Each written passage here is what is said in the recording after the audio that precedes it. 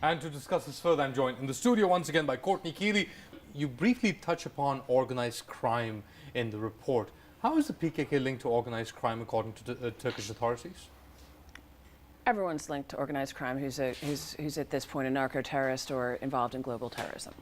So I mentioned FARC in the piece. Now, the PKK is not on FARC's level, but what they have in common is the Marxist ideology. They have in common is both being on the terrorist list and both being on the kingpin list. The PKK, what it did was it came out of the 80s where it was allowed to stay in the Bekaa Valley, where everyone knows Lebanese hashish has always come from. When they moved into the southeast of Turkey and started their real war in the 90s in their separatist movement, all of the crops there turned to cannabis. So they tax all those crops. They also tax anything that's coming in and out. So when you saw on that map, Diyarbakir also sits not next to the Iranian border, but other conduits like Van and Karsh. So that PKK territory is very hard to permeate.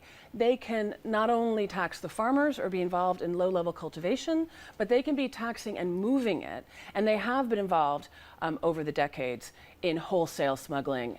The issue that Turkey is facing is not just the PKK.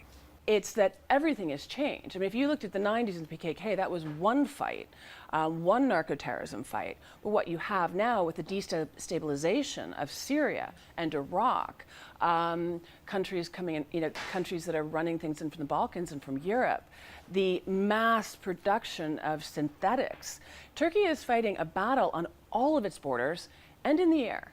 So what are we talking about? We're talking about heroin, we're talking about cocaine, we're talking about these kinds of... Heroin, cocaine, methamphetamines that are coming from Europe that are making their way to the Middle East and the Gulf Arab countries. Cocaine is being flown in, like that report that they stopped a man in Nigeria. It's also coming up through all the containers. I mean, what makes this country so beautiful with its ports and its land bridge, well, we are its access.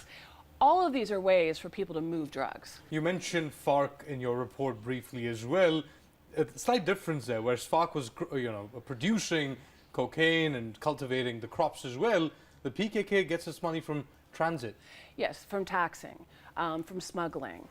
Cannabis is kind of, it's $100 million, but it's not the hundreds, potentially billions of dollars of other kinds of drugs that are moved. Another thing that's really changed the equation is the Taliban. They are moving massive amounts of heroin at an unprecedented and unabated rate, and that's going to Pakistan, that's going to Iran. This is not the route that goes up into America. This is a whole separate route that goes into Europe. So wait, it comes from Afghanistan or further east, passes through Turkey, then where does it go? Europe. Russia, Europe, Georgia? Right. And then you have this new drug, Captagon, that most of the world doesn't know, but was used in Syria. It's an amphetamine. People thought it kind of came up around 2013, 2014. What happened was Daesh stumbled on these labs for this synthetic, started making it, apparently started using it to fight, and made a lot of money off of it. That was one of the ways the Syrian drug smuggling route has always been in effect. It kind of fell into Daesh's hands for a while. This Captagon became something that appeared on the market.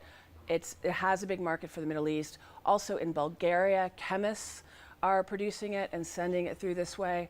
And the biggest problem for Turkey, for children or teenagers or people susceptible to being involved in the drug trade, is the pills.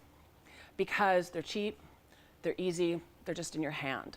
So when I talked to the NGO Green Crescent, the regional director in Diyarbakir, he said when they arrested kids in that region, they're drug dealers that are teenagers as young as 12, and what they're finding is some of these synthetics. He didn't even want to use the word bonsai because he didn't want it to get into the lexicon so kids would start looking for it. So in that kind of area, those pills are a real problem too. So you've got the larger money and moving of drugs like heroin, cocaine that can contribute to organized crime strengthening, the PKK strengthening, and global terrorism strengthening, and all of them working together. And then you've got the other problem, which is nobody wants to see any of these pills fall into their kids' hands. Fascinating discussion, Courtney, and be sure to watch the second part of Courtney's special coverage, this time on the rebuilding of historic Sur in Diyarbakir on January 19th.